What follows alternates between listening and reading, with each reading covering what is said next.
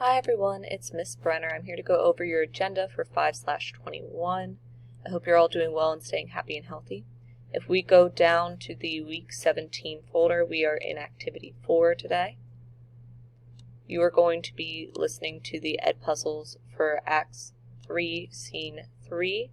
There are 2 of them. There's the No Fear Shakespeare and then the video. There is the No Fear Shakespeare for Act 3, Scene 4, and then Act 3, Scene 5, No Fear Shakespeare, and the movie clip as well. Alrighty guys, if you have any questions, please feel free to send me an email. Please remember that your tests for Acts 1 and 2 are on Monday, and so if you want the 3 points credit towards the test, you will need to complete the study guide by midnight tonight. Please also make sure to log your silent reading at the top of the Schoology page in the silent reading log. Alrighty guys, have a wonderful weekend. I will see you guys on Monday. Bye.